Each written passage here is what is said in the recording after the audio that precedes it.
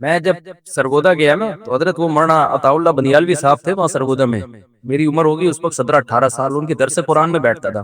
تو جب بھی تراویح کے دوران یہ والی آیت آتی ہے نا مجھے عطا اللہ بنیالوی صاحب یاد آتے ہیں.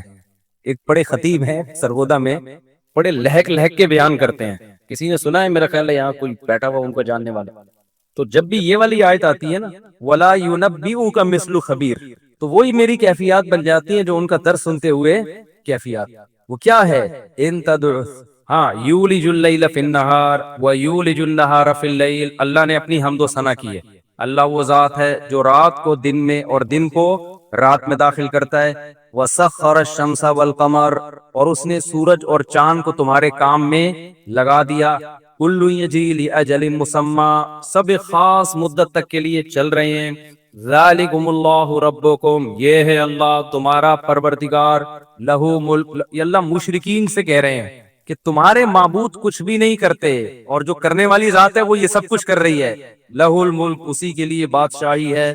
والذین تدعون من دونہ ما یملکون من قطمیر, اس کے بھی مالک نہیں ہے, اتنی بقدر کسی چیز کے بھی مالک نہیں ہے جن کو تم اللہ کے سوا پکارتے ہو. ان تدعوہم لا يسمعوا دعاءکم, اگر تم ان کو پکارو گے. دیکھو یہ ابھی ہمیں یہ سائت میں مزہ نہیں آ رہا, لیکن نبی صلی اللہ علیہ وسلم جن بت پرستوں کے سامنے سنا رہے ہیں جو صبح و شام پتھر کے بنے ہوئے بتوں کے سامنے جھکتے تھے, ان کی حالت کیا ہوتی ہوگی یہ آیتیں سن کے. ان تدعوہم لا يسمعوا دعاءکم, اگر تم ان کو پکارو گے یہ تمہاری پکار نہیں سنیں گے. کل کسی نے مجھے بتایا کہ ایک عیسائی, ایک ہندو خاتون, وہ جو مندر میں عبادت کرتی تھی نا تو بیزار ہو گئی بت پرستی سے کہ ہم کیوں ان بتوں کے سامنے جھک رہے ہیں. اس کا کو خیال ہوا کہ اپنا مذہب تبدیل کرتی ہوں, تو اس نے عیسائیت قبول کر لی. یہ اس کا بیان میں آپ کو بتا رہا ہوں. جب عیسائیت قبول کی ہے نا تو جب چرچ میں گئی تو وہاں بھی اس کو تصویریں نظر آئی, حضرت مریم کی, حضرت عیسیٰ کی. تو اس نے کہا بھئی جو چیز میں وہاں چھوڑ کر آئی ہوں یہاں بھی کیا مل رہا ہے, وہی مل رہی ہے. پھر وہ گئی مسجد, پھر اس کو پتا چلا بھائی مسجد میں تصویریں نہیں ہیں. میں جب ویٹیکن سٹی گیا نا عیسائیوں کے وہ جو مرکز ہے, وہاں جو سب سے وحشت ناک چیز تھی نا جس کی وجہ سے فضا میں ایک ظلمت پیدا ہو رہی تھی, وہ وہاں کے مجسمے تھے. کہ مجسمہ سازی ایک ایسی چیز ہے جس سے حقیقت یہ ہے کہ جہاں یہ مجسمے ہوں گے نا وہاں ایک وحشت کا ماحول ہوتا ہے, وہ ایک وہاں نورانیت نہیں ہوتی. یہ اسلام نے جو تصویر سازی سے منع کیا ہے نا یہ بھی اسلام کا ہم پر بہت بڑا احسان ہے. اس کی وجہ سے ہمارے گھروں میں بھی ایک نور ہے, برکت ہے. آپ جائیں نا کسی غیر مسلم کو گھروں میں بت رکھے ہوئے ہوں گے, دیواروں پہ تصویریں بڑی عجیب سی وحشت ہوتی ہے. یہ گھر میں روحانیت اور نورانیت نہیں ہوتی اس سے. تو اللہ تعالیٰ فرماتے ہیں وَيَوْمَ الْقِيَامَةِ لَا يَسْمَعُوا دُعَاءَكُمْ, اگر تم ان کو پکارو گے یہ تمہاری دعا نہیں سنیں گے. وَلَوْ سَمِعُوا مَا اسْتَجَابُوا لَكُمْ, اور اگر یہ سن بھی لیں تو تمہاری پکار کا جواب نہیں دیں گے. وَيَوْمَ الْقِيَامَةِ يَكْفُرُونَ بِشِرْكِكُمْ, اور قیامت کے دن تمہارے شرک کا انکار بھی کریں گے. اب عطا اللہ بنیالوی صاحب کو جو جوش آتا تھا نا وہ اس آیت پر وَلَا يُنَبِّئُكَ مِثْلُ خَبِيرٍ, ویسے پڑھتے تھے کہ تجھے باخبر سے اچھی کوئی خبر نہیں دے سکتا. تو آج وہ جو ان کی باڈی لینگویج بنتی تھی نا وہ بڑی جوشیلی, کہ اللہ تعالیٰ سمجھا سمجھا کے نا آخر میں کہتے ہیں بھائی جو خبیر ذات ہے نا خدا, اس جیسی خبریں تجھے کوئی نہیں دے گا. تو ہندوؤں سے پوچھے گا وہ رپورٹ چینج کر دیں گے, وہ اپنے بتوں کے بارے میں وہ رپورٹ نہیں دیں گے جو کون دے رہا ہے, اللہ دے رہا ہے. تو کسی اور سے جا کے پوچھے گا وہ بھی تھوڑا تذبذب کا شکار, کلچر کی خیال کرے گا. بھائی اتنی لوگ بتوں کی عبادت کرتے ہیں, ایکچولی کوئی بات نہیں, کلچر ہوتا ہے. کوئی خود مسجد میں چلے جاتے ہیں تو ایکچولی کوئی کہاں چلا جاتا ہے, کوئی مندر میں چلا جاتا ہے, کوئی بتوں کے سامنے جھکتا ہے, کوئی قبروں سے مانگتا ہے, کوئی فلاں سے.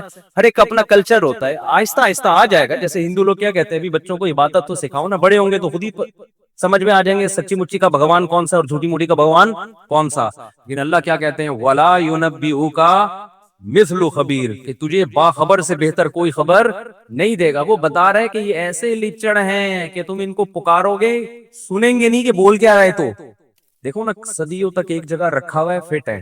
جب یہ طالبان نے بامیان کے بت گرائے نا پوری دنیا میں احتجاج ہوا تھا کہ یہ بتوں کو کیوں گرایا جا رہا ہے. تو ہمارے حضرت مفتی رشتیوں صاحب نے ایک بیان کیا کہ بتوں کو جا کے بولو نا اپنے آپ کو بچاؤ, تم دنیا میں طالبان کو کیوں بول رہے ہو کہ نہ گرائیں.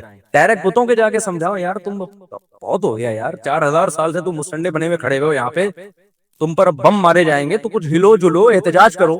وہی بات ہے کہ اپنے خداؤں کو بچانے کے لیے تحریکیں چل رہی ہیں. تو اللہ کہتے ہیں وَلَا يُنَبِّئُكَ مِثْلُ خَبِيرٍ. اور ایک اور آیت, اسی میں ایک آیت یہ بھی ہے, اے نبی آپ ان لوگوں کو ہدایت نہیں دے سکتے جو گمراہ ہیں. وما انت بمسمع من فی القبور، اور جو قبروں میں پڑے ہوئے ہیں نا ان کو آپ سنا نہیں سکتے. اس لیے یہ بھی خوب سمجھ لیں کہ یہ جو قبر میں مردے کے سننے اور نہ سننے کا عقیدہ ہے نا، تو اس میں بھی بعض لوگ ہمارے بہت غلو کرتے ہیں اس مسئلے میں. قرآن مجید کے جو ظاہر سے ہمیں پتہ چلتا ہے نا، قرآن مجید کے ظاہری نصوص سے بالکل واضح، وہ یہی ہے کہ مردوں میں سننے کی صلاحیت نہیں ہوتی. اب اس مسئلے کو نا ہمارے ہاں بعض لوگوں نے کوئی حق اور باطل کا معیار بنایا ہوا ہے. تو آپ کی کوئی بھی رائے ہو بھائی، آپ رکھیں اس رائے، لیکن کسی پر دوسرے کی رائے مسلط تو نہ کی جائے. قرآن کیا کہہ رہے وما انت بمسمع من فی القبور، اے نبی جو قبروں میں ہیں آپ ان کو سنا نہیں سکتے. اسی طرح انک لا تسمع الموتى، آپ مردوں کو نہیں سنا سکتے. اسی طرح قرآن میں آتا ہے کہ والموتى یبعثهم اللہ، یہ لوگ سن نہیں سکتے کیونکہ موتا کو قیامت کے دن اللہ زندہ کرے گا. کیا مطلب یہ موتا ہیں، سن بھی نہیں سکتے یہ. تو اس لیے میری رائے اس بارے میں، ہمارے شیخ حضرت مفتی رشید احمد صاحب رحمہ اللہ کی رائے وہ یہی ہے کہ مردوں کو نہ سنایا جا سکتا ہے، نہ مردے سن سکتے ہیں. ہاں کچھ جزوی واقعات ہے مردوں کے سننے کے، تو جہاں حدیث سے سننا ثابت ہوگا ہم کہیں گے ٹھیک ہے وہاں سننا ثابت ہے، صرف اس حد تک، اس سے آگے اس میں تعدی ہماری نظر میں ٹھیک نہیں ہے. پھر بھی کوئی سماع موتا کا قائل ہے تو وہ خود دلائل جانے، اس میں پھٹا کرنے کی بالکل بھی ضرورت نہیں ہے. باقی وہ ایک لطیفہ سنا کے اپنے بیان کو ختم کرتا ہوں، وہ ہے بڑا زبردست. وہ ایک صاحب تھے نا، اچھا ہاں یہ جو ہے نا ہم جو قبروں کو کہتے ہیں السلام علیکم یا اہل القبور، تو یہ اپنے فائدے کے لیے کہتے ہیں تاکہ ہمیں عبرت حاصل ہو. باقی فرشتے پہنچا دیتے ہیں، فرشتوں کو کوئی ٹائم تھوڑی لگتا ہے سلام پہنچانے میں. ویسے بھی ایک کامن سینس کی بات ہے کہ جب زندہ تھا تو یہاں بیٹھ کے سنتا تھا، ادھر جا کے نہیں سن سکتا تھا. اب قبرستان میں وہ آخری مردہ بھی یہاں سے سن رہا ہے، یعنی قبرستان میں آپ السلام علیکم یا اہل القبور تو سارے مردوں کو نا، کہ یہ زندہ تو دیوار کے پیچھے نہیں سن پا رہا تھا، اور مردہ وہ 1 کلومیٹر دور سے بھی کیا کر رہا ہے. تو یہ تھوڑا سا ویسے بھی ٹیکنیکلی بھی اس عقیدے میں تھوڑی سی فالٹ معلوم ہوتا ہے، اور شرک کے روکنے کا یہ ذریعہ بھی ہے. اگر آپ مردوں کے سننے کے قائل ہوں گے تو شرک سوسائٹی میں زیادہ پھیلے گا. نہ سننے کے قائل ہوں گے تو یہ اسلام کے مزاج کے زیادہ قریب ہے، کیونکہ اسلام توحید کے معاملے میں جتنا حساس ہے اتنا کسی مسئلے میں حساس نہیں ہے. 2 آیتیں بس جلدی سے میں پڑھ کے اپنی بات کو ختم کرتا ہوں. اللہ اکبر. اس کے بعد ہم نے آج سورہ یاسین بھی شروع کی ہے. سورہ یاسین میں اللہ تعالیٰ نے پچھلی امتوں کا ایک واقعہ سنایا. اب 5 منٹ میں یہ واقعہ مکمل کرتا ہوں. وَاضْرِبْ لَهُمْ مَثَلًا أَصْحَابَ الْقَرْيَةِ إِذْ جَاءَهَا الْمُرْسَلُونَ إِذْ أَرْسَلْنَا إِلَيْهِمُ اثْنَيْنِ فَكَذَّبُوهُمَا. اللہ نے 3 پیغمبروں کو ایک بستی میں بھیجا. بہت سے حضرات کہتے ہیں اس سے مراد انطاکیہ ہے، واللہ اعلم، اللہ ہی جانے کون سی بستی ہے. یقینی طور پہ انطاکیہ نہیں جس ترکی میں جہاں زلزلہ آیا ہوا، ہم گئے بھی ہیں وہاں. بہت ساری ایسی چیزیں بھی ہیں کہ یہ وہ جگہ ہے جہاں وہ بندہ آیا تھا، یہاں یہ ہوا تھا. قصے ہیں اللہ ہی بہتر. میں ایک دفعہ عجائب گھر میں گیا تو وہاں نا ترکی کے، تو مجھے بتایا کہ یہ فلاں چیز ہے، یہ فلاں چیز ہے. میں نے کہا زبردست بھائی. آگے ایک تلوار لٹکی تھی. میں نے کہا یہ کیا؟ انہوں نے کہا موسیٰ علیہ السلام کا، سوری لاٹھی تھی. میں نے کہا یہ کیا؟ انہوں نے کہا موسیٰ علیہ السلام کا عصا ہے. میں نے کہا کچھ زیادہ ہو گئی ہے بھائی، یہ نا کیا ہو گئی ہے، یہ تھوڑی کیا ہو گئی ہے یہ کچھ. اس سے مجھے پرانی رپورٹوں پہ بھی شک پیدا ہو گیا کہ پرانی رپورٹیں بھی کیا ہو گئی ہیں. ہمارا جو یہ عجائب گھر ہے نا ادھر کا لاہور کا، اس میں بھی پتہ نہیں موئے مبارک کے نام پہ کیا کیا رکھا ہوا ہے، کوئی مستند نہیں. ترکی کی تو بہت ساری چیزیں پھر بھی مستند اس لیے کہ خلافت عثمانیہ تھی، حکومتی سطح پہ کچھ چیزوں کو محفوظ کیا گیا. لیکن ہر جگہ ادھر موئے مبارک، ہر 12 ربیع الاول کو موئے مبارک کی زیارت ہو رہی ہے. بھائی کہاں سے تم کیوں پیغمبر کی طرف جھوٹ باندھتے ہو یار؟ کسی کے بال لے کے نسبت کر دینا نبی کے بال ہیں، اور اس کے جناب پھر وہ زیارتیں کروانا، تو یہ کہاں سے جائز ہو گیا؟ ان چیزوں کا بائیکاٹ کیا کریں. اور کمال کی بات یہ، افسوس کمال تو نہیں، افسوسی کی چیزیں عربوں میں بھی آ رہی ہیں. دبئی میں پتہ نہیں کسی نے عرب تو ایسے نہیں تھے، عربوں نے بھی 12 ربیع الاول کی چھٹی کر دی ہے سعود وہاں دبئی وغیرہ میں، حالانکہ عرب ایسے نہیں تھے. تو عربوں میں بھی یہ بدعتیں آہستہ آہستہ آنا شروع ہو گئی ہیں. تو کہیں بھی کوئی موئے مبارک کے نام پہ الو بنا رہا ہو، خدا کے غضب اور قہر سے اس کو ڈراؤ. کہ جیسے نبی پہ جھوٹ باندھنا، حدیث میں آتا ہے جس نے مجھ پہ جھوٹ باندھا وہ اپنا ٹھکانہ جہنم میں بنا لے. تو جھوٹ صرف قول کا نہیں ہوتا، کوئی چیز جو نبی کی نہیں ہے نبی کی طرف منسوب کر دینا، یہ بھی کیا ہے؟ جھوٹ ہے. تو ایسے موئے مبارک کے نام پہ جو لوگ الو بنا رہے ہوتے ہیں، ان لوگوں کو سوسائٹی میں پروموٹ نہ کیا کریں، ان کے خلاف احتجاج کیا کریں. یہ لمبا واقعہ ہے، پھر انشاءاللہ کل سنائیں گے. اللہ تعالیٰ سمجھنے کی عمل کی توفیق عطا. جلدی کوئی سوال پوچھنا ہے تو پوچھ لیں، جلدی سے اسپیڈ. وہ لطیفہ اور رہ گئے تھے چٹکلا. وہ ایک قاری صاحب جو تھے نا وہ بیمار نہیں ہوتے تھے. جی حضرت، ہاں بہت اہم بات. میں انشاءاللہ انتظامیہ سے بات کرتا ہوں. صحیح کہا آپ نے بھائی. دیکھو وہ ایک قاری صاحب تھے نا، یہ قبرستان میں جب بھی میں مردوں کے سلام کی بات کرتا ہوں نا، السلام کی حالت، مجھے وہ چٹکلا یاد آتا ہے. میں کراچی ایئرپورٹ پہ تھا تو وہ سیکیورٹی کا جو حضرت سب سے بڑا آفیسر ہے مجھ سے ملنے کے لیے آیا اور کہنے لگا میری ڈپریشن ختم ہو گئی آپ کا ایک لطیفہ سن کے. میں نے کہا کیا بھائی؟ تو وہ کہتا ہے وہ میں نے لطیفہ اس میں سنا ہے کہ قاری صاحب بیمار نہیں ہوتے تھے. بچے چاہتے تھے قاری صاحب چھٹی کریں، چھٹی کرتے نہیں تھے. تو ایک بچے کو شرارت سوچی، اس نے کہا میں ایسا عمل کروں گا قاری صاحب انشاءاللہ چھٹی کریں گے. قاری صاحب کی عادت تھی جب بھی قبرستان سے گزرتے بولتے السلام علیکم یا اہل القبور. تو قاری صاحب کا نام تھا غفور. تو بچہ نا قبرستان میں چھپ کے بیٹھ گیا. یہ جو لوگ مردے کہتے ہیں نا، لوگ مردے سنتے ہیں اور ظاہر ہے سنیں گے تو ریپلائی بھی کریں گے. تو شکر کرو نہ سنتے ہیں نہ آگے سے رسپانس کرتے ہیں، ورنہ وہی حشر ہوتا ہے جو قاری صاحب کا ہوا. قاری صاحب گزرے، قاری صاحب نے کہا السلام علیکم یا اہل القبور. قبر کے پیچھے سے آواز آئی وعلیکم السلام بھائی عبد الغفور. قاری صاحب پلٹی ہو کے بے ہوش. بتاؤ سننے میں نقصان ہے یا نہ سننے میں؟ قاری صاحب کہتے کمبختو نہ سنتے نہ جواب دیتے. تو بچے بھی بڑے شرارتی ہوتے ہیں. اللہ تعالیٰ سمجھنے کی عمل کی توفیق. جنازے کے سامنے قرآن پڑھنے کی حقیقت. جنازے کے سامنے جو لوگ قرآن پڑھتے ہیں یا سورہ یاسین پڑھتے ہیں، کیا یہ عمل حدیث سے ثابت ہے یا بدعت ہے؟ عبد الصمد صاحب نے انڈیا سے پوچھا ہے. جنازے کے سامنے اسپیشل جنازے کی وجہ سے قرآن پڑھنا یا سورہ یاسین پڑھنا میرے علم میں ایسی کوئی حدیث نہیں ہے. تو اور جب تک جنازے کو نہلایا نہ گیا ہو تو اس کے سامنے تلاوت کرنے کو فقہاء نے غلط لکھا ہے، ناجائز لکھا ہے. تو جب تک جنازے کو نہلایا نہ جائے تو پھر نہلانے کے بعد آپ اس کے سامنے قرآن پڑھ سکتے ہیں، لیکن کوئی سنت عمل نہیں ہے. ہوتا یہ ہے کہ جب جنازے کو نہلا کے لایا جاتا ہے، گھر میں رکھا جاتا ہے، تو جب تک یعنی نماز جنازہ کے لیے لوگ جمع نہیں ہوتے، میت کو گھر میں رکھا جاتا ہے. تو اس دوران علماء یہ کہتے ہیں کہ اس کے پاس بیٹھ کے قرآن کی تلاوت کریں. وہ اس لیے کہتے ہیں کہ ورنہ اگر تلاوت نہیں کریں گے تو ادھر ادھر کی فضول باتیں کرنا شروع کر دیں گے، لوگ غیبتیں بھی شروع کر دیتے ہیں. اب جنازہ رکھا ہوا ہے تو بہتر ہے نا کہ اللہ کو یاد کیا جائے، اللہ کا ذکر کیا جائے، آخرت کی یاد کو تازہ کیا جائے. تو علماء اس لیے کہتے ہیں کہ وہاں بیٹھ کے قرآن پڑھ لو یا سورہ اخلاص پڑھ لو، سورہ یاسین پڑھ لو، کوئی بھی سورت پڑھ لو، تاکہ آپ فضول چیزوں میں اپنا ٹائم برباد نہ کریں. اس وجہ سے کہا جاتا ہے. اور اس میں پھر جنازے کی میت کے ایصال ثواب کی نیت بھی کی جا سکتی ہے، کیونکہ اس میں بہرحال فقہاء کا اختلاف ہے کہ میت کے لیے قرآن پڑھنا جائز ہے یا نہیں ہے.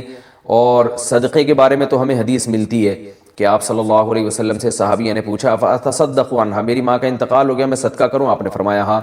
تو جمہور علماء نے اس سے استدلال کیا کہ جب صدقہ بھی ایک نیکی ہے تو وہ نیکی پہنچائی جا سکتی ہے میت کو، تو اس میں ایک علامت بیان کی ہے کہ کوئی بھی نیک عمل پہنچایا جا سکتا ہے. تو قرآن کی تلاوت بھی نیک عمل ہے.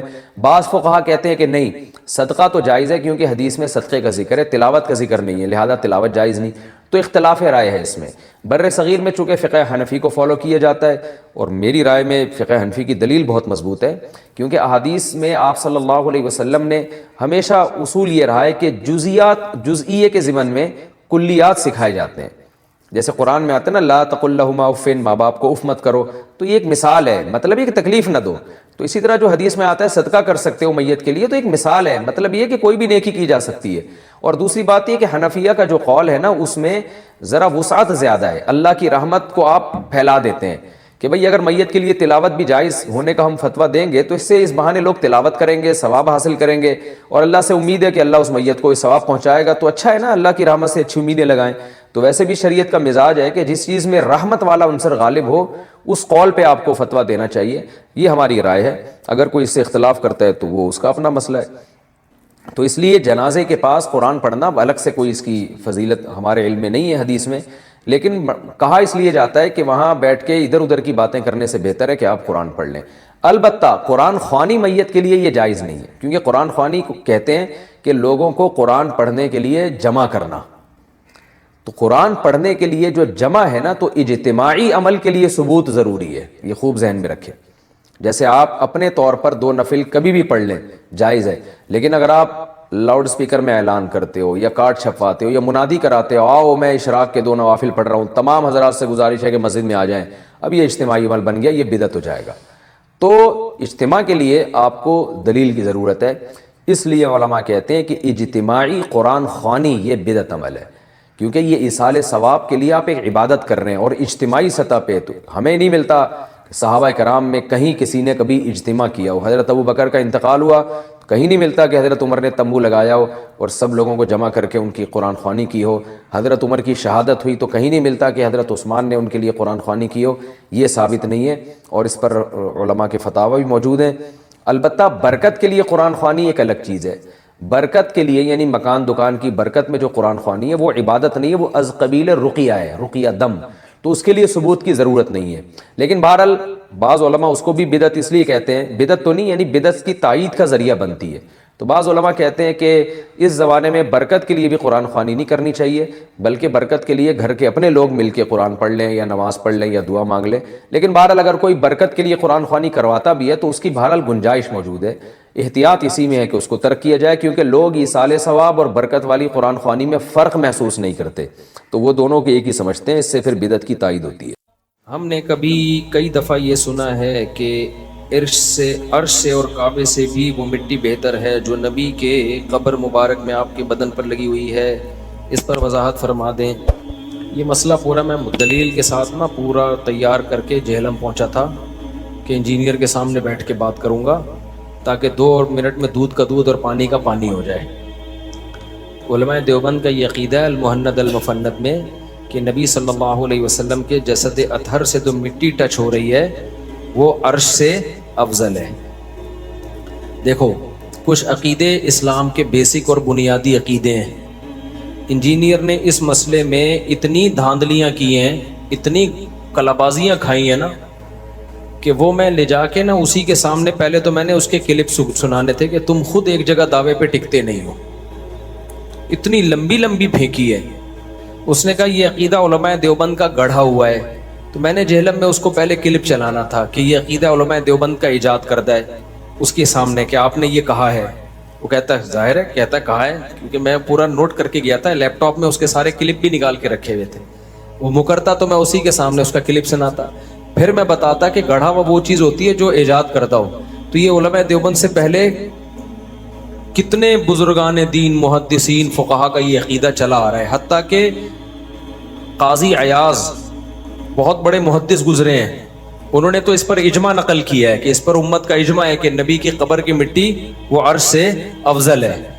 کتنے علماء کا عقیدہ یہ پورے، میں نے ان کے سارے حوالے، تو وہ صاحب آئے ہی نہیں مارکیٹ میں تو کیا کرتے ہیں۔ اب میں اس کو ہلکا پھلکا ایکسپلین کرتا ہوں پورے حوالوں کے ساتھ کو، تو کبھی جب المہند المفند پہ ریکارڈنگ کرواؤں گا پھر پیش کروں گا۔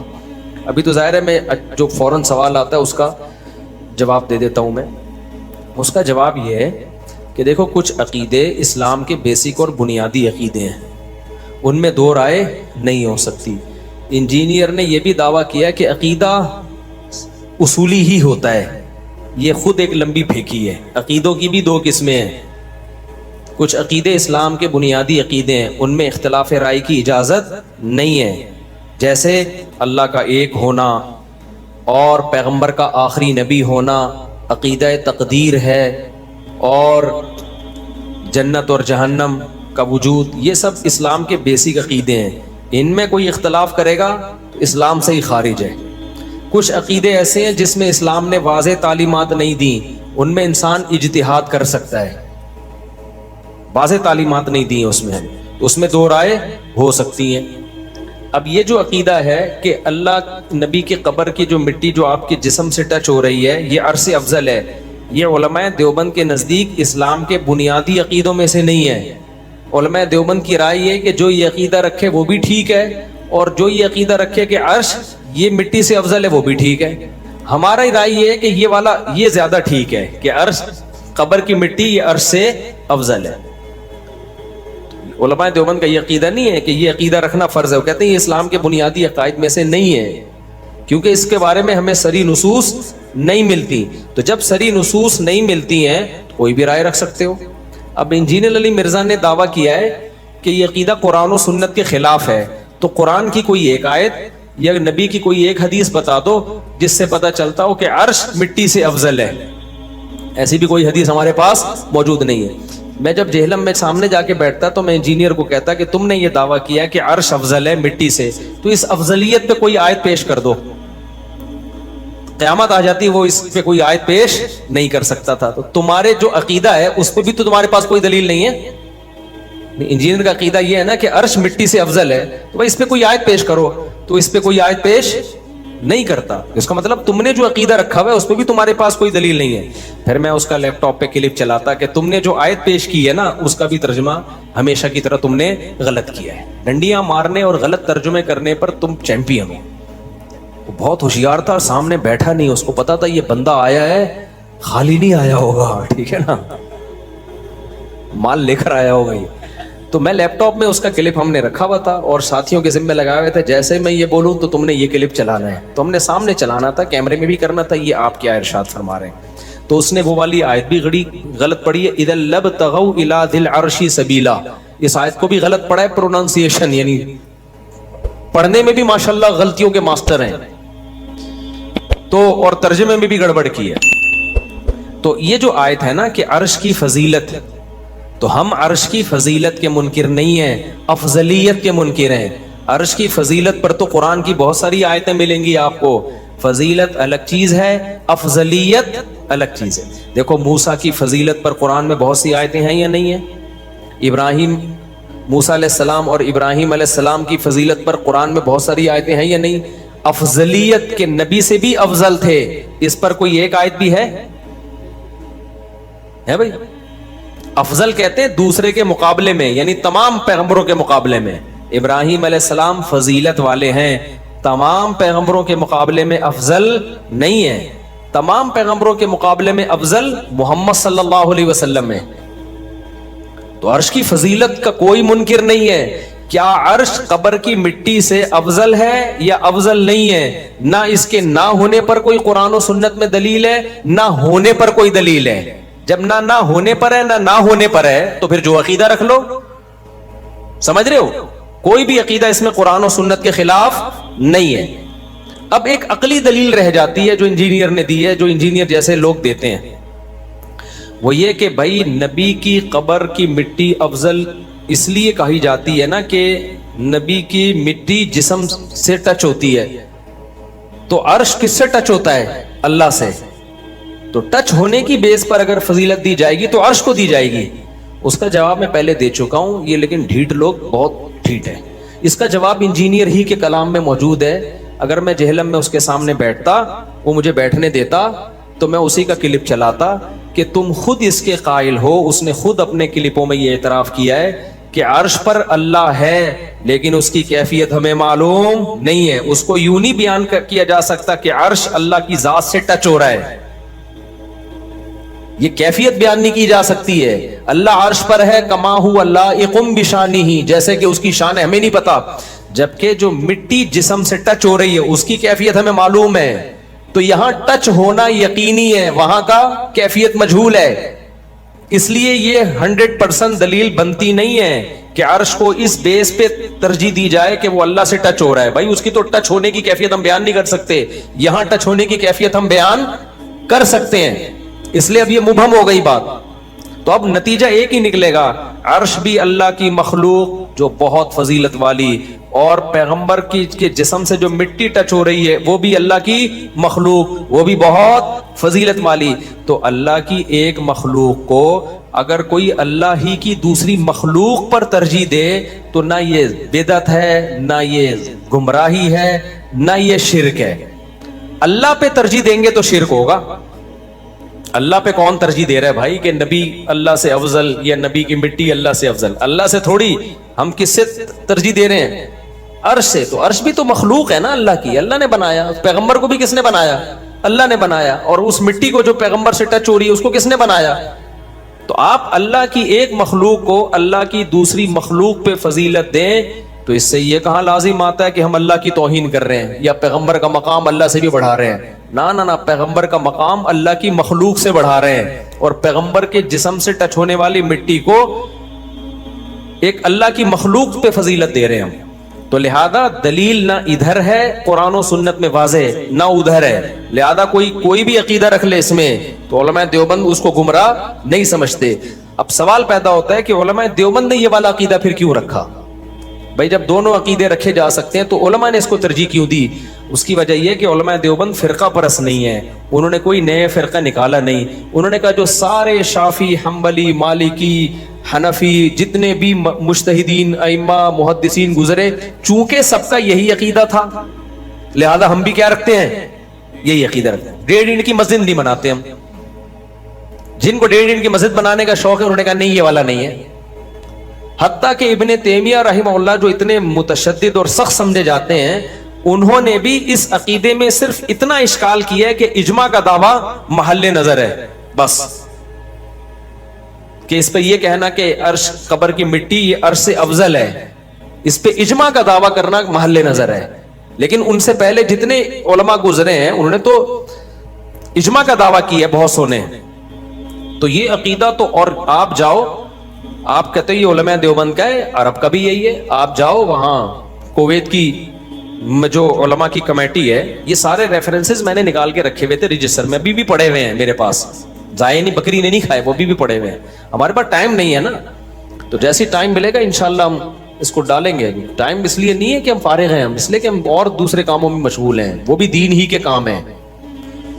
تو یہ تو صرف اسی کام کے لیے بیٹھا ہوا ہے نا. ہمیں تو واعظ و نصیحت، ابھی پھر میرا باہر کا ملک کا دورہ ہونے والا ہے، وہ پتہ نہیں 15 دن کا، 1 مہینے کا، کئی ملکوں کے دورے ہیں. تو یا تو ہم وہ دورے چھوڑ دیں، یہی کرتے رہیں، اسی کو پکڑ کے بیٹھے رہیں. یہ تو بند کمرے میں بیٹھا ہوا ہے تو پھینکتا رہے گا. تو لیکن وہ پورا میرے پاس تیار پڑا ہوا ہے مال، کبھی بھی جوش آیا ڈال دوں گا نیٹ پہ میں، ٹھیک ہے نا. اس کے پاس جواب نہیں ہے، تو بالکل کوئی جواب نہیں ملے گا اس کو. بیچارہ ہم تو سامنے بیٹھتا نا تو ہم چلاتے کائنڈلی یہ آپ کیا کہہ رہے ہیں، یہ آپ کیا کہہ رہے ہیں. آپ تو خود مان رہے ہیں کہ عرش پر اللہ کی ذات ایسی ہے کہ اس کی کیفیت ہمیں معلوم نہیں ہے. جب معلوم نہیں ہے تو یہاں ہمیں معلوم ہے، تو یہاں ٹچ ہونا کیا ہے؟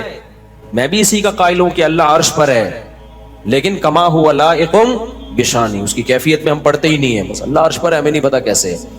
تو علماء دیوبند نے یہ عقیدہ اس لیے رکھا کہ علماء دیوبند نیا فرقہ نہیں بنانا چاہتے تھے. انہوں نے کہا جو ساری دنیا کے علماء صلحاء کا چلا آ رہا ہے وہ بھی، میرے پاس پوری رجسٹر میں نا صدیوں سے لے کے بہت سارے علماء کی تاریخ وفات کے ساتھ ہم نے ان کی کتابوں سے ان کی عقیدے نکالے تھے کہ وہ بھی یہ کہتے ہیں عرش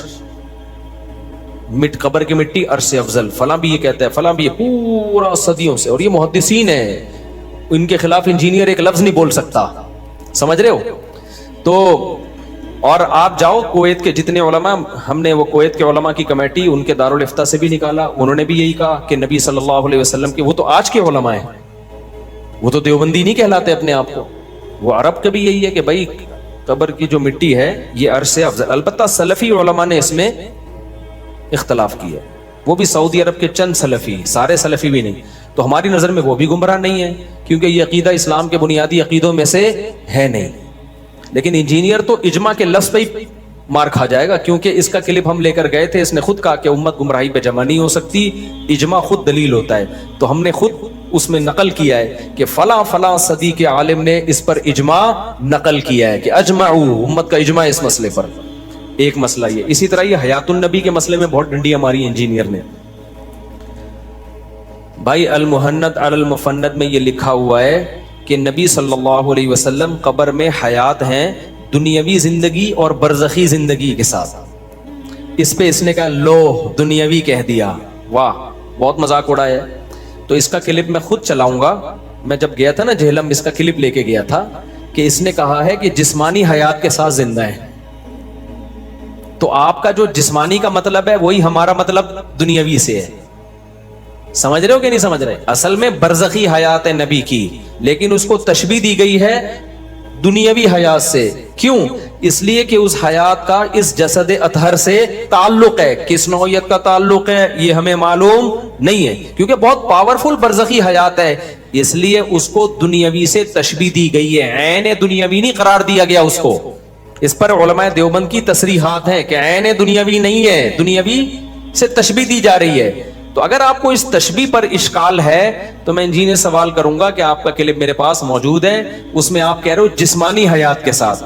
تو تم جب جسمانی بول دو تو تمہارے اسٹوڈنٹ پی جاتے ہیں، ہم نے دنیاوی بول دیا تو ہم مشرک ہو گئے. بڑے ڈھیٹ اسٹوڈنٹ ہیں یار اس کے، بڑے ڈھیٹ ہیں. اصل عقیدہ ہمارا یہ ہے کہ علماء دیوبند اس کو دنیاوی نہیں سمجھتے، دنیاوی جیسی سمجھتے ہیں. جیسی کا مطلب کیا ہے؟ جب ہم کسی کو کسی سے تشبیہ دیتے ہیں تو تشبیہ کا مطلب یہ ہوتا ہے کہ ہم وہ نہیں مان رہے. جیسے دیکھو میں کہتا ہوں زید شیر جیسا ہے، اس کا مطلب میں نے مان لیا کہ شیر نہیں ہے وہ. اگر شیر ہوتا تو میں شیر جیسا کہتا اس کو. شیر کو کبھی کہا جائے گا شیر جیسا؟ تو علماء نے کہہ دیا دنیاوی جیسی. تبھی اردو ترجمہ جو المہند المفند کا چھپا ہے نا، اس میں ہر جگہ یہی ہے کہ دنیاوی کی طرح ہے. تو کی طرح کا مطلب مان لیا کہ دنیاوی نہیں ہے. طرح کیوں کہہ دیا بھائی تشبیہ میں؟ جیسے زید کو جب آپ کہتے ہو شیر جیسا ہے تو اگلا آپ سے پوچھے اس کی تو زید کی تو دم بھی نہیں ہے، زید کی تو نوکیلے دانت بھی نہیں ہے، ہم کہیں گے کس میں تشبیہ دی ہے؟ بہادری میں. تو جب علماء دیوبند نے کہہ دیا کہ وہ دنیاوی کی سی ہے، عربی میں یہ الفاظ نہیں ہے کیونکہ تشبیہ میں مبالغہ جب کیا جاتا ہے تو تشبیہ کے الفاظ حذف کر دیے جاتے ہیں. جیسے جب میں کہوں زید تو شیر ہے، شیر. اب دیکھو میں یہ نہیں کہہ رہا زید شیر جیسا ہے، میں کہہ رہا ہوں زید کیا ہے؟ شیر. اب اگلا آ کے کہے آپ نے کہا زید شیر ہے، زید کی تو نہ دم ہے نہ وہ دھاڑتا ہے، تو میں کہوں بھائی شیر جیسا ہے. اب کہیں جیسے کا لفظ تو آپ نے استعمال نہیں کیا.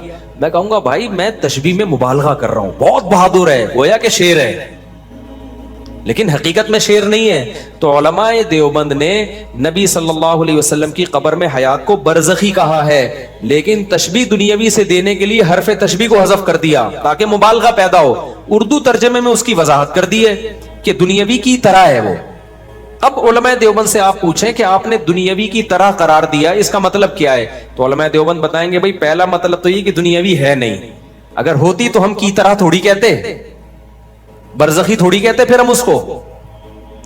جبکہ انجینئر نے الزام یہ ڈال دیا کہ اس کو دنیاوی مانتے ہیں، گویا موت ہوئی نہیں ہے. ابے بھائی تم ہم پر ایسی چیز ڈال رہے ہو جس کے ہمارے اکابر قائل ہیں ہی نہیں. کسی کی بات کا مطلب انہی سے پوچھا جاتا ہے نا. تو علماء کہیں گے پہلی بات تو یہ کہ وہ دنیاوی ہے نہیں، وہ برزخی ہے، تبھی ہم ورنہ دنیاوی سے تشبیہ نہ دیتے. دوسرا سوال پھر ہم علماء دیوبند سے پوچھتے ہیں کہ حضرت پھر آپ نے تشبیہ کیوں دی ہے؟ جب دنیاوی نہیں ہے تو دنیاوی سے تشبیہ کیوں دے رہے ہو؟ تو جب دیکھو کوئی شخص کہتا ہے نا زید شیر جیسا ہے، تو آپ زید سے جا کے پوچھو گے کہ شیر سے تشبیہ کیوں دے رہے ہو، تو وہ جواب میں کہے گا، ایکسپلین کرے کہ بہادری میں شیر کی طرح ہے. تو اس کی ایکسپلینیشن کو مانو گے یا ڈھنڈورا پیٹو گے؟ جھوٹ بول رہا ہے، غلط کہہ رہا ہے. مانو گے نا کہ یار اچھا ویل ڈن، زبردست، شیر جیسا مطلب بہادر، ویل ڈن، بالکل بہترین تشبیہ دی آپ نے. تو علماء دیوبند سے پوچھا جائے آپ نے دنیاوی سے تشبیہ کیوں دی، تو ہمارے پاس اس کے دو جواب ہیں، ایک انجینئر کو دینے کے لیے، ایک پبلک کو دینے کے لیے. انجینئر کو دینے کے لیے تو آسان جواب ہے کہ تو نے جسمانی سے تشبیہ کیوں دی. صحیح ہے نا؟ تو وہ جو تشبیہ تو جسمانی کے، انجینئر نے کہا ہے کہ وہ برزخی ہے، جسمانی ہے، تو تیرا جو جسمانی کا مطلب ہے وہ کیا مطلب ہے تو بتا دے، ہم دنیاوی کا مطلب تجھے خود بتا دیں گے. تو جو مردی پھینکتا رہے بیٹھ کے، تجھ سے کوئی پوچھنے والا نہیں ہے. تو وہ تو قیامت آ جائے گی، الٹا لٹک جائے گا، جواب نہیں دے گا. اور جو جواب دے گا وہی علماء دیوبند کا بھی جواب ہوگا کہ تو جب اس کو جسمانی سے تشبیہ دے سکتا ہے تو ہم نے اس جسمانی کے بجائے دنیاوی کا لفظ استعمال کر لیا، کیونکہ دنیا میں جسم کے ساتھ حیات ہوتی ہے. سمجھ رہے ہو؟ تو تعبیر کا فرق ہے. دوسرا جو علمی جواب ہے وہ یہ ہے کہ دنیاوی سے تشبیہ پاور، طاقتور ہونے میں دی ہے. دیکھو برزخ میں ہر ایک کو زندگی ملتی ہے، کافر کو بھی ملتی ہے، تبھی تو اس کو عذاب کا احساس ہوتا ہے. اگر بالکل ہی مردہ ہو گیا ہوتا تو نہ عذاب ہوتا، کافر کو تو ثواب نہیں ہوتا ہی نہیں عذاب کا. اور مسلمان کو قبر میں کیا ملتا ہے؟ نعمتیں ملتی ہیں. تو یہ حیات ہی کے تو اثر ہیں.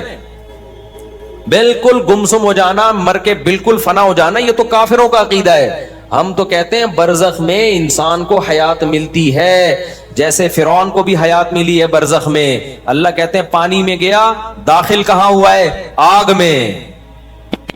اب جہاں فرعون کی لاش رکھی ہوئی ہے یہ فرعون کی قبر ہے جو لوگ دیکھنے کے لیے جاتے ہیں. اللہ کہتے ہیں ہے تو یہ قبر، لیکن یعرضون علیہا غدوا وعشیا، صبح و شام اس کو آگ میں جلایا جا رہا ہے. تو آگ میں جلانے کا احساس مردوں کو ہوگا یا زندوں کو ہوگا؟ زندے کو ہوتا ہے، مردے کو تھوڑی ہوتا ہے. تو اس کا مطلب وہاں ایک الگ قسم کی زندگی ملی ہوئی ہے فرعون کو، جس زندگی کی وجہ سے اس کو جلنے کا تکلیف محسوس ہوتی ہے. تو کافر کو بھی زندگی ملتی ہے، مسلمان کو بھی زندگی ملتی ہے، شہید کو بھی زندگی ملتی ہے، پیغمبروں کو بھی زندگی ملتی ہے. تو جیسے جیسے آپ کا درجہ بلند ہوگا یہ زندگی پاورفل ہوتی چلی جائے گی. تو پیغمبروں کو سب سے زیادہ پاورفل زندگی ملتی ہے برزخ میں. اس پاور اور طاقت کی وجہ سے اس کو تشبیہ کس سے دی ہے؟ دنیاوی سے.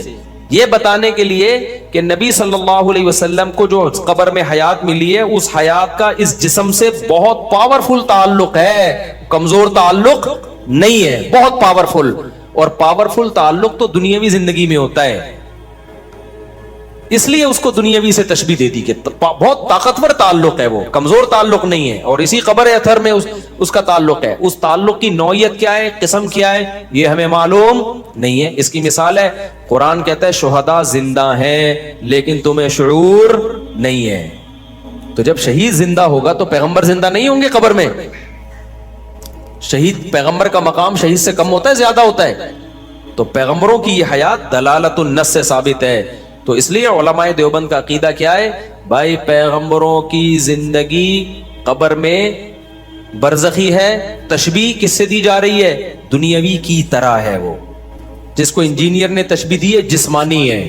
تو تم جب تشبیہ دو تو کوئی تم پوچھنے والا نہیں ہے, ہم تشبیہ دیں. اور ہم وہ تشبیہ دے رہے ہیں جو علماء اکابر دیتے آئے ہیں صدیوں سے. تو اس لیے یہاں بھی سامنے بیٹھتا مزہ آتا, سامنے آپ لوگ بیٹھے ہوئے ہو یار, آپ سے تھوڑی ہمارا جھگڑا ہے. اس میں جھگڑا جس سے وہ بیٹھا نہیں سامنے, وہ بیٹھے گا بھی نہیں قیامت تک. کیا کہ رات کو کیوں آئے تھے؟ حالانکہ رات کو آئے تھے تو اسٹے تو دن میں بھی کیا تھا نا ہم نے. آنے سے کیا ہوتا ہے بھائی؟ آپ کی شادی کل شام 4 بجے ہے لاہور میں, فرض کرو شام کو 4 بجے شادی ہے, آپ دولہا رات ہی کو لاہور پہنچ گیا خوشی میں.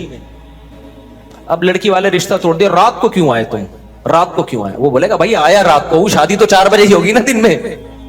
تو میں اگر جہلم رات کو گیا تھا تو بھائی بحث ہم نے رات 2 بجے تھوڑی کرنی تھی. بحث کے لیے آپ بتا دیتے اتوار کو اکیڈمی میں آ جاؤ 2:30 پہ. تو ہم رات کو تھوڑی آتے ہیں, ہم رات کو تو اناؤنسمنٹ ہوئی ہے تو وہ الٹ پٹانگ پھینکی. اسی طرح یہ جو عقیدہ ہے کہ علماء دیوبند جو ہے نا اس میں لکھا ہوا ہے کہ ہم قبروں سے فیض کے قائل ہیں. ابھی تو میں ہلکا پھلکا انداز میں بیان کر رہا ہوں, ظاہر ہے ابھی یہ تو اچانک سوال آ گیا نا, ورنہ تو اس پہ تو پوری وہی جو دلائل میں لے کر گیا تھا نا وہ ریکارڈ کرنے کے اصل میں پورے ریفرنسز کے ساتھ. تو یہ جو علماء دیوبند پہ اس نے اعتراض کیا ہے کہ علماء دیوبند نے یہ لکھا ہے کہ ہم قبروں سے فیض کے قائل ہیں, اس طریقے پہ نہیں جو عوام کا طریقہ ہے, اس طریقے پہ جو خواص کا ہے. تو دیکھو یہ کہتا ہے دیکھو علماء دیوبند بھی قبروں سے مدد مانگنے کے, بھائی کس نے لکھا ہے کہ استمداد کے قائل ہیں؟ استمداد مدد طلب کرنا قبروں سے الگ چیز ہے, فیض الگ چیز ہے. اور آگے علماء نے بیان کر دیا دیکھو جب بھی کسی سے فیض حاصل کیا جاتا ہے اس کی 2 قسمیں, ایک اسباب کے تحت اور ایک اسباب سے ہٹ کے. اسباب کے تحت جب آپ کسی سے فیض حاصل کرتے ہو یہ شرک نہیں ہے. شرک ہمیشہ اس کو کہا جاتا ہے تو اسباب سے ہٹ کرو. جیسے مدد مانگنا یہ بھی تو ایک فیض ہے نا, میں آپ سے مدد مانگتا ہوں پانی لے کر آؤ, آپ اسباب کے تحت چلتے ہوئے جاؤ گے, کولر سے نلکے سے پانی کھولو گے لے آؤ گے, یہ شرک کہلائے گا کیونکہ یہ اسباب کے تحت آ رہا ہے. اور ایک ہے اسباب سے ہٹ کے, طوفان آ گیا, قحط پڑا ہوا ہے, کوئی پانی کا نظام نہیں ہے, اب اللہ سے مانگا جائے گا. اب مخلوق سے مانگو گے اس کا مطلب آپ مخلوق کو مختار کل سمجھتے ہو, یہ شوں کر کے لے آئے گا. تو یہ غیر اللہ کی مدد یا یہ فیض یہ اسباب سے ہٹ کر ہے. تو علماء دیوبند نے لکھا ہے کہ قبروں سے اس فیض کے قائل نہیں ہے جو عوام جس کے قائل ہے. عوام اسباب سے ہٹ کے فیض کی قائل ہے. عوام یہ سمجھتی ہے کہ ان مردوں کو اللہ نے اختیارات دے رکھے ہیں, جب بھی ان کو پکارا جائے گا یہ بزرگ ہماری حاجت پوری کریں گے.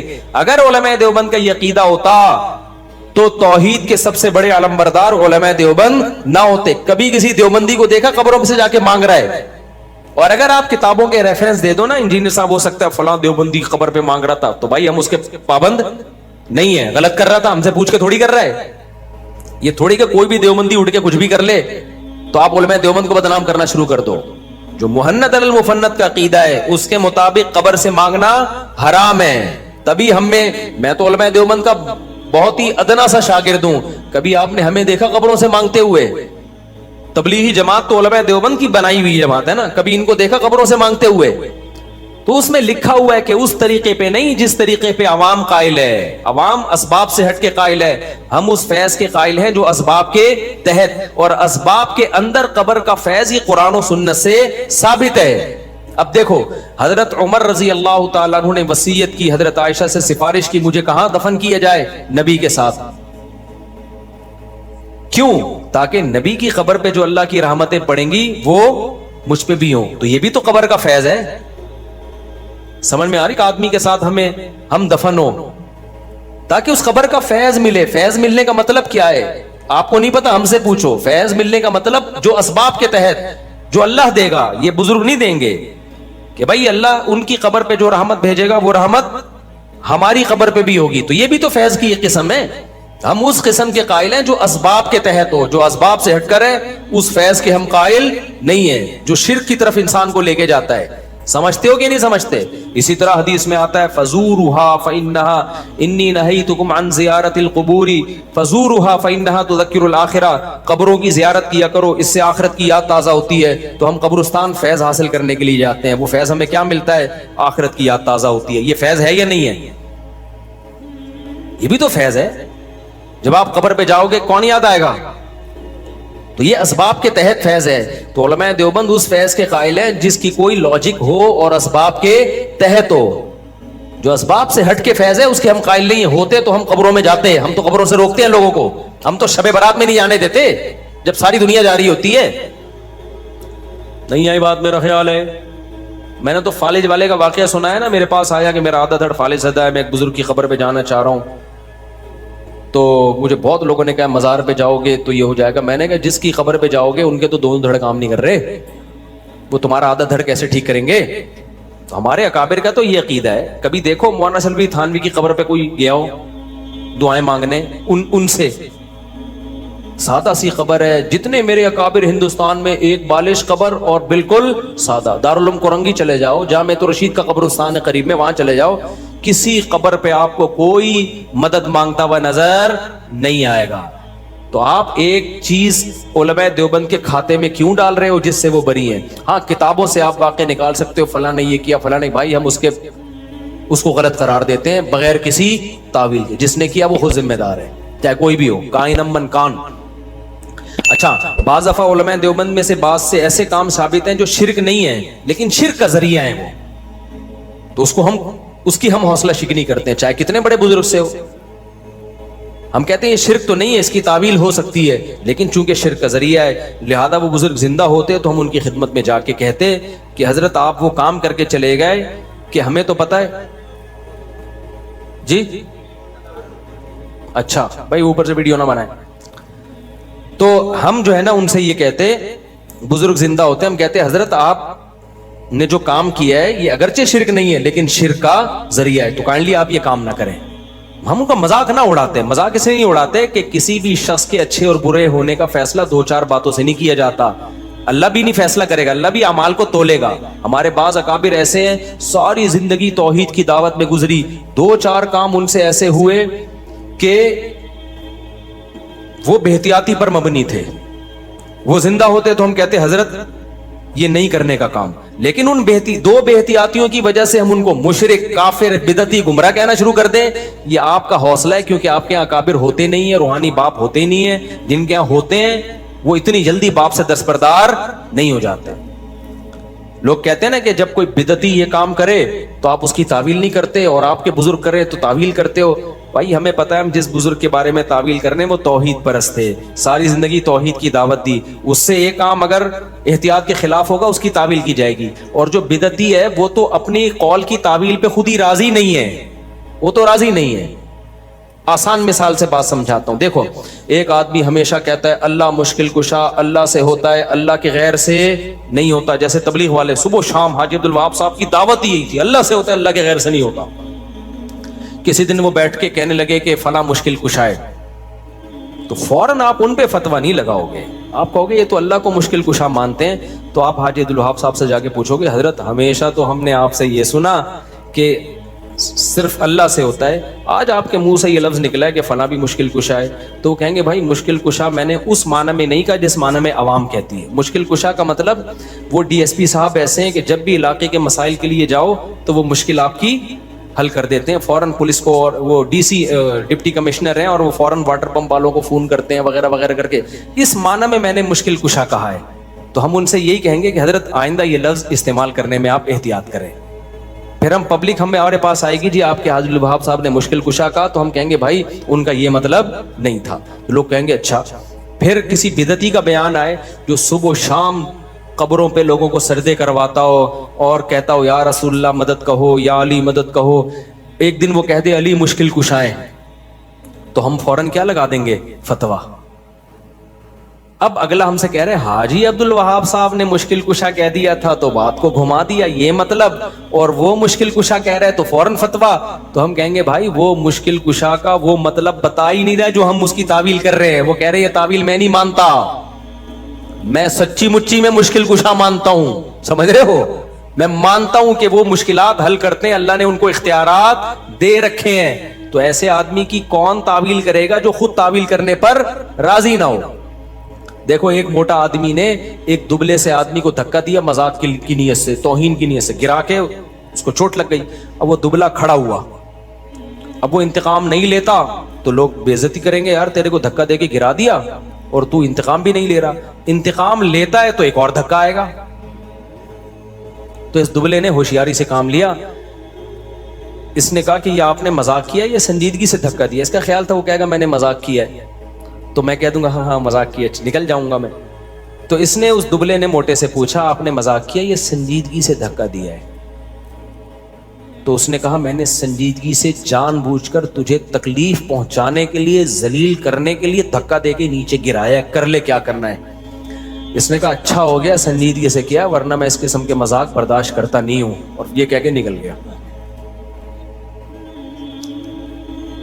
یہ میں کیوں لطیفہ سنا رہا ہوں کہ اس نے سنجیدگی سے گرایا اور یہ اس کی تعویل کر رہا ہے کہ اس نے مذاق کیا ہوگا۔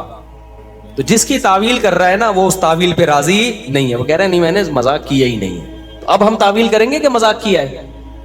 تو جو بدعتی لوگ ہیں وہ جب نبی کو مشکل کشا کہتے ہیں، نبی کو حاجت روا کہتے ہیں، تو ہم ان کی تعویل اس لیے نہیں کرتے کہ وہ خود راضی نہیں ہے۔ وہ کہہ رہے ہیں بھائی ہم مشکل کشا کا مطلب لیتے ہیں کہ اللہ نے آپ کو سچی مچی میں اختیارات دے رکھے ہیں، یہاں مشکل کشا کا وہ مطلب نہیں ہے جو حاجی عبد الوہاب صاحب مطلب بیان کر رہے تھے۔ جب وہ خود راضی نہیں ہے تو ہم کیوں اس کی تعویل کریں بیٹھ کے؟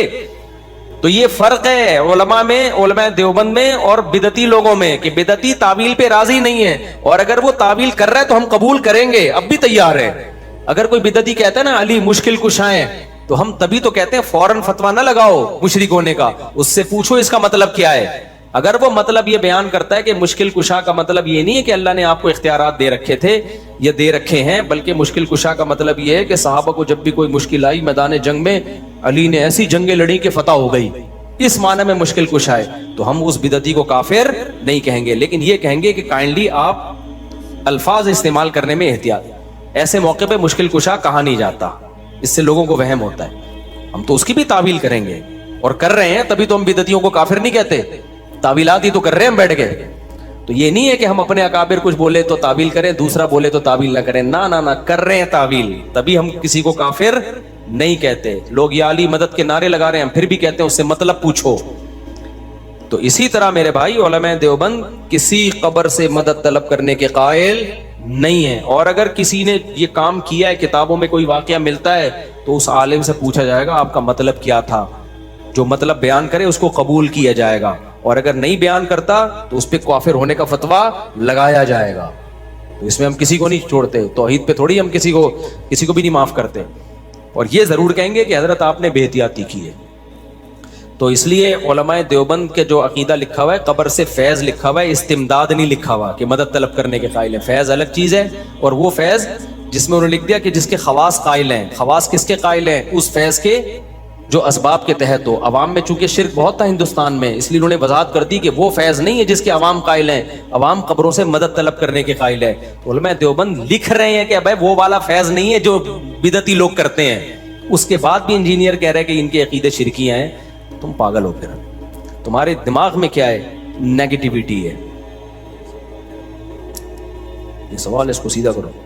ایک بیان میں نے سنا جس میں کہتے ہیں کہ امام مالک نے ایک بار حج کیا اور پھر مدینے میں ساری عمر گزاری، اس لیے کہ مدینہ منورہ مکہ مکرمہ سے بہتر ہے۔ کیا مدینہ واقع میں مکہ سے بہتر ہے؟ دیکھو امام مالک کی اپنی ذاتی رائے تھی کہ مدینہ مکہ سے بہتر ہے، لیکن جمہور کا عقیدہ کیا ہے کہ مکہ مدینہ سے افضل ہے، سوائے اس حصے کے جو قبر نبی کے، جو نبی کی جو قبر کا مقام ہے نا، اس کے علاوہ کے، نبی صلی اللہ علیہ وسلم کی جو قبر اطہر ہے اس کو تو مکہ پہ بھی فضیلت دیتے ہیں جمہور علماء، لیکن جو ایز اے شہر ایز اے بلد مکہ کو مدینہ پر فضیلت ہے۔ اس کی وجہ یہ ہے کہ نبی نے فرمایا کہ مدینہ میں ایک نماز کا 1000 مسجد نبی میں اور مسجد حرام میں 1,00,000 نمازوں کا ثواب۔ لیکن امام مالک کا موقف یہ تھا ٹھیک ہے یہ بھی کوئی اسلام کے بنیادی عقیدوں میں سے نہیں ہے، اس سے بھی پتہ چل گیا کہ ہر عقیدہ بنیادی نہیں ہوتا۔ مزہ جب آتا ہے جب میں انجینئر کے سامنے بیٹھ کے یہ باتیں کر رہا ہوں اور پھر کلپ چلا چلا کے تم نے خود یہ فرمایا ہے۔ ابھی دیکھنا اس کے پھر وہ مریدین شارٹ کلپ چلا کے ڈال دیں گے۔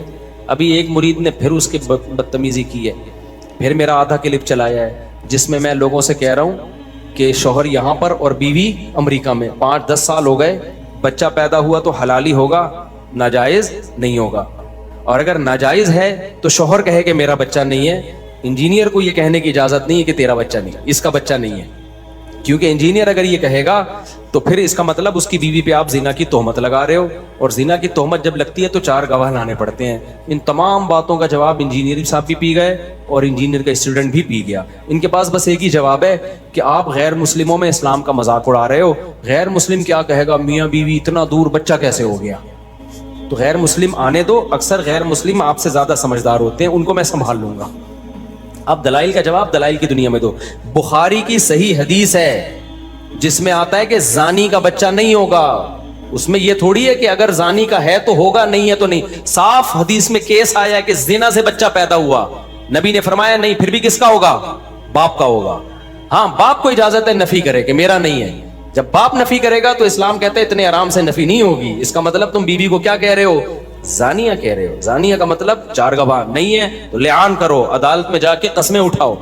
اس پورے پروسیس سے گزرے بغیر آپ اپنے بچے کی نفی نہیں کر سکتے، چاہے 100% یقین ہو کہ کسی اور کا بچہ ہے۔ یہ اسلام کا آرڈر ہے، اس میں عقل نہیں چلتی۔ ہاں اب اسلام نے ایسے اللاجیکل کام جو بظاہر اللاجیکل ہے اس کا آرڈر دیا کیوں؟ یہ ایک سوال پیدا ہوتا ہے، اس کا جواب سنو کہ انجینئر کے اسٹوڈنٹ سے زیادہ ڈھیٹ ہم نے دنیا میں دیکھے نہیں ہیں۔ سوال پیدا ہوتا ہے جیسے اب غیر مسلم آ گیا کہ یار 20 سال سے ملے نہیں ہیں اور آپ اس بچے کو اس کے شوہر کے کھاتے میں ڈال رہے ہو، یہ تو پاسبل ہی نہیں ہے۔ تو ہم غیر مسلم کو جواب دیں گے کہ دیکھو اسلام جب قانون بناتا ہے تو ساری انسانیت کو سامنے رکھ کے بناتا ہے۔ اسلام یہ چاہتا ہے کہ بچوں کے باپ ہوں، انگریزوں کو تو باپ کی کوئی ویلیو نہیں ہے، تو بچے کے لیے اس کو باپ ماننے میں فائدہ کس کا ہے؟ بچے کا ہے۔ اس لیے کوئی دور دور کا بھی امکان نہیں ہے، لیکن چونکہ بچے کا فائدہ اس میں ہے کہ اس کو باپ مان لیا جائے تو اسلام اس کے کھاتے میں ڈال دیتا ہے تو اس کا باپ ہے۔ ہاں اب اس پہ ظلم تھا کہ ایک دوسرے کا بچہ آپ نے اس کے کھاتے میں ڈال دیا تو اسلام کہتا ہے تو بول دے میرا نہیں ہے۔ ہم زبردستی تھوڑی کر رہے ہیں کام، اس لیے میں کہہ رہا ہوں کہ اس بچے کی نفی انجینئر نہیں کر سکتا، یہ کر سکتا ہے جو بیوی کا شوہر ہے، یہ کہے گا میرا نہیں ہے۔ جب یہ چپ بیٹھا ہے نا تو اس کا مطلب اسلام اس بچے کو ایک باپ دینا چاہتا ہے، چاہے حقیقت میں نہ بھی ہو، ڈی این اے سے پتہ بھی چل جائے یہ اس کا نہیں ہے، پھر بھی بھائی مان لینے میں بچے کا فائدہ ہے۔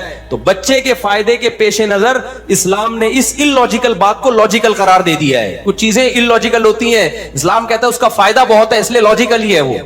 اس کی اور آسان مثال دیتا ہوں، دیکھو کوئی بچہ کچرے پہ پڑا ہوا ملے نا، اب 2 آدمیوں میں پھڈا ہو گیا، ایک کہہ رہا ہے میں اس کو پالوں گا، دوسرا کہہ رہا ہے میں۔ بعض دفعہ ہوتا ہے نا کوئی غلط زنا بچے ہوتے ہیں، عورت کچرے میں پھینک کے چلی جاتی ہے، اب 2 آدمی آ گئے، کہہ رہا ہے مجھے دو، دوسرا کہہ رہا ہے مجھے دو، تو گورنمنٹ دونوں میں سے ایک کو دے گی۔ تو علماء نے لکھا ہے کہ اگر کوئی یہ کہہ دے نا میں اس کا باپ ہوں تو آنکھیں بند کر کے اس کو دے دیا جائے گا، اس تحقیق میں نہیں جانا جائے گا کہ یہ باپ کیسے ہو گیا، حالانکہ عقل کے خلاف ہے، تو باپ ہے تو کچرے میں بچہ کیا کر رہا ہے، اس لیے مان لیا جائے گا اس کا دعویٰ کہ بھائی اس میں بچے کا فائدہ ہے، حالانکہ وہاں بھی یقین ہے کہ اس کا باپ ہوتا تو پھڈا کیوں کر رہا ہوتا۔ 1 گھنٹے کے بعد تو نے دعویٰ کیا میں اس کا کیا ہوں، باپ ہوں، ہم کہتے ہیں مان لو بس تیرا بیٹا ہے، یہ کہے کہ میرا بیٹا نہیں ہے تو پھر ہم کہیں گے نہیں ہے، لیکن جب یہ منہ سے بول رہا ہے میں اس کا باپ ہوں تو بغیر دلیل کے اس کو اس کا باپ مانا جائے گا، کیونکہ اسلام میں بچے کے لیے باپ لیس ہونا بہت بڑا عیب ہے۔ تو بچے کے فائدے کے لیے کچھ اللاجیکل کام اسلام میں کیا بن جاتے ہیں، لاجک کے بن۔ اس کی مثال ایسے ہے، جھوٹ بولنا کتنا برا عمل ہے، کوئی اچھا کام ہے؟ لیکن حدیث میں آتا ہے میاں بیوی کے درمیان سلو کرانے کے لیے یا دو مسلمان بھائیوں کے درمیان سلو کرانے کے لیے جھوٹ بولنا صرف جائز نہیں. حدیث کا مفہوم کیا ہے؟ مترشح یہی ہوتا ہے، ثواب ہے. لیس الکذاب الذی یکذب لیصلح بین الناس، وہ شخص جھوٹا نہیں ہے جو اس لیے جھوٹ بولے تاکہ دو لوگوں کے درمیان سلو کرا دے. اب جھوٹ تو غلط کام ہے، لیکن بھائی اس غلط کام کا نتیجہ بڑا خاندانی نکل رہا ہے. یہ اس سچ سے اچھا ہے جو لوگوں کو لڑوانے میں. اب کتنے لوگ جا کے بیوی کو سچ بولے تمہارے میاں کے نا فلانی انٹی سے تعلقات ہیں، تو اس سچ سے نتیجہ کیا نکل رہا ہے؟ میاں بیوی کو لڑوا رہے ہیں، ابے تو تعلقات ہیں تو چھپا لیتا، الگ سے جا کے میاں کو سمجھاتا انسان کا بچہ بن جا ورنہ بھابھی کو شکایت لگاؤں گا تیری. جا کے ڈائریکٹ اس کو بتا رہا ہے جا کے. یا بیوی کا کچھ الٹا سیدھا مسئلہ ڈائریکٹ شوہر کو جا کے، بھائی پہلے اس کو سمجھاؤ. بعض سچ ایسے ہوتے ہیں جو معاشرے میں فساد کا ذریعہ بنتے ہیں، بعض جھوٹ ایسے ہوتے ہیں جو معاشرے میں، اگرچہ اس میں علماء کا اختلاف ہے صحیح جھوٹ بولا جائے گا یا گھما پھرا کے جھوٹ بولا جائے گا، یہ ایک الگ مسئلہ ہے، لیکن گول بات ہی کی جائے گی، پراپر سچ نہیں بولا جائے گا ایسے موقع پہ. تو اسی طرح شریعت نے بولا کہ بھائی کچرے میں بچہ ملا ہے، یہ فقہ کی کتابوں میں مسئلہ لکھا ہے اور یہ قرآن و سنت ہی سے مستنبط کیا ہے. یہ میرے بات کمپلیٹ ہو جائے نا، ورنہ یہ انجینئر کی اسٹوڈنٹ آدھا چلاتے ہیں، بہت نالائق لوگ ہیں، پورا چلاتے نہیں ہیں یہ لوگ. تو اب شریعت میں یہ ہے کہ بھائی ایک آدمی کہہ رہا ہے نا میرا بچہ تو اس کو دے دیا جائے گا، کہ وجہ اس کی کیا ہے؟ یار اس کا باپ مان لو.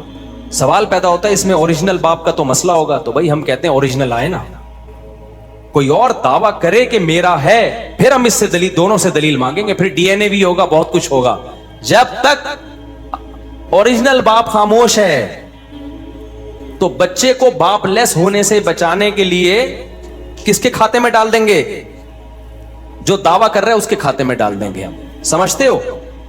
تو اس لیے اسلام نے یہ حدیث ہے، بخاری کی حدیث ہے، الولد للفراش وللعاہر الحجر، فرمایا جو زنا کرنے والا ہے اس کو بچہ نہیں ملے گا، بچہ اسی کو ملے گا جس کی بیوی کے پیٹ سے جنم دیا گیا ہے، اس کے کھاتے میں ڈالا جائے گا اگرچہ زنا سے ہو. ہاں وہ کہہ دے میرا نہیں ہے، پھر ہم کہیں گے بھائی، کیونکہ وہ کہے گا کہ آپ بچے کا تو فائدہ دیکھ رہے ہو کہ اس کو باپ دے رہے ہو، میرا فائدہ نہیں دیکھ رہا، میرا ہے نہیں میں مان لوں. تو ہم کہیں گے آپ بول دو نہیں ہے آپ کا، ٹھیک ہے نا، آپ کو کس نے کہا ہے؟ وہ بول نہیں رہا، جہلم سے آواز آ رہی ہے، جہلم کہہ رہا ہے کہ اس کا نہیں ہے. ڈی این اے سے پتا، ڈی این اے سے بھی نہیں، ڈی این اے کرنے کی اجازت ہی نہیں ہوگی ایسے موقع پہ، سمجھ رہے ہو؟ کیونکہ ڈی این اے کا نتیجہ کیا نکلے گا؟ آپ شک میں ڈال رہے ہو اس کو. اسلام کہہ رہے ڈی این اے وی این اے چھوڑو، بس اس کو کس کے کھاتے میں ڈالو؟ باپ کے کھاتے میں. تو ولد الزنا ہونا ایک بہت بڑا عیب ہے بچے کے لیے. تو ولد الزنا ہونے کے طعنے سے بچانے کے لیے تو کوئی بھی دعویٰ کر دے گا تو ہم اس کے دعوے کو قبول کر لیں گے تاکہ اس کو باپ کی نعمت ملے، چاہے زندہ باپ ہو، مرا ہوا باپ ہو، گمشدہ باپ ہو، ہے تو نا باپ. اور اگر ہم اس کے دعوے کو قبول نہیں کرتے تو اس کا مطلب صاف آپ اس کو ولد الزنا کہہ رہے ہو. تو ولد الزنا زانی باپ نہیں ہو سکتا، کسی قیمت پہ اسلام اس کو باپ نہیں مانتا، تو اس کا مطلب بچہ باپ لیس ہے، یعنی ولد الزنا ہے. ولد الزنا ہونا انگریز کے نزدیک عیب نہیں ہے، ہمارے نزدیک بہت بڑا ہے. تو یہ ساری تقریریں انجینئر کے سمجھ میں بھی نہیں آئیں گی، اس کا جواب دینا تو دور کی بات ہے. تو اس لیے پڑا بڑا ہے نہیں، وہ پھینکتا رہتا ہے بیٹھ کے. اور جب حدیث اس کے خلاف جا رہی ہے، یہ تو اتنی لمبی تقریر کرنے کی مجھے ضرورت ہی نہیں تھی. جب بخاری کی حدیث موجود ہے کہ زانی کو کچھ نہیں ملے گا، بچہ اس کا ہوگا جس کی بیوی نے جنم دیا، اتنی واضح حدیث آ گئی تو اب رہ کیا گیا؟ اور انگریز آئے گا نا، لوگ کہہ رہے ہیں غیر مسلم مذاق اڑائیں گے، جب میں یہ پوری توجیہ بیان کروں گا نا کہ اسلام بچے کی حفاظت کے لیے، بچے کو تاکہ باپ ملے، ولد الزنا نہ کہلائے، اس لیے اسلام نے ان لاجیکل کام کو بھی کیا قرار دے دیا؟ لاجیکل. تو انگریز یہ سن کے ایمان لے آئے گا، وہ کہے گا اسلام کو شاباش ہے بھائی، ٹھیک ہے نا، کہ بچوں کی کیسی حفاظت کرتا ہے.